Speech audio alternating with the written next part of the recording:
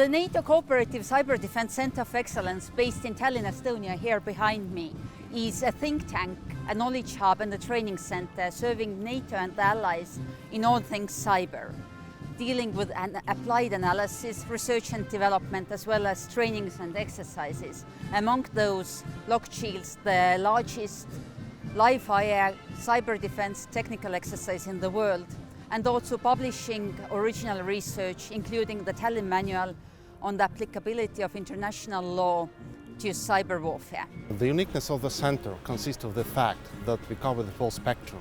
Technical topics like bit and bytes, monitoring, digital forensic, penetration testing, strategy, environment where NATO use its information systems, but also legal, black, white and grey areas in the context of international law. Cyber defense, but cyberspace as such, there are more and more services and economical growth is coming from that space.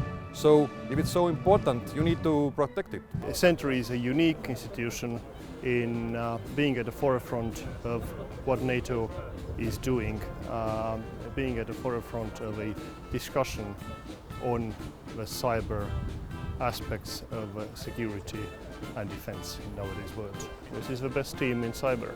But this all is possible only if we have capable people who will know something about the cyberspace, which is a very complex issue. I don't know anything about it. But I really hope that somebody does. And I'm absolutely sure that people who really do are all gathered here in the Centre of Excellence of Cyber Defence.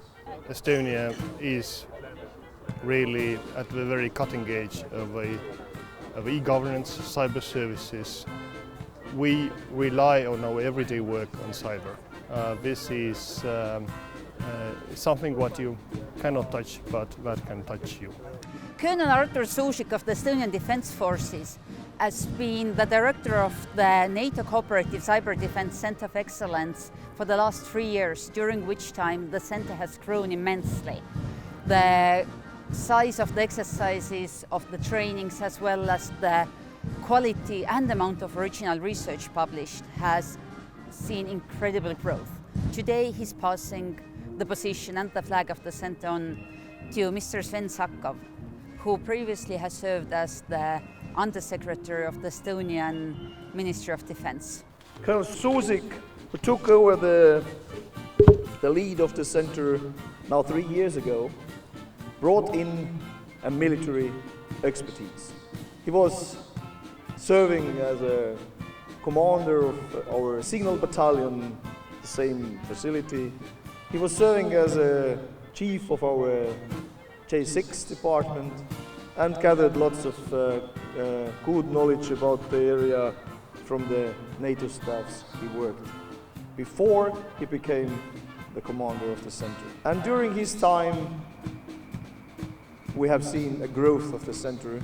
Over the last 3 years, I have seen that our sponsoring nations and partners have complete trust in us.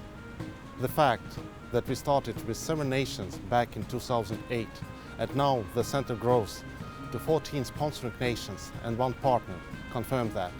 The fact that 3 more nations will join the centre very soon also confirmed that.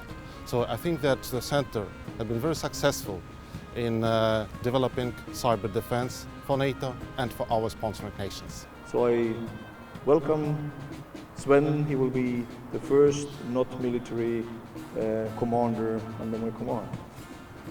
That is a very unique situation as well, but I think it is important for the centre to go on. First and foremost, we have to be at the very avant-garde of the discussions on cyber in NATO, pushing the agenda in NATO, and being of utility for both nations of a centre, for NATO nations in general, and the alliance as a whole. I think that my success to Mr. Sven Sakkov should rely on our expert. Our expert are the people, our sponsored nations provided to the centre, and these people are the best group of people I have served in my 25 years.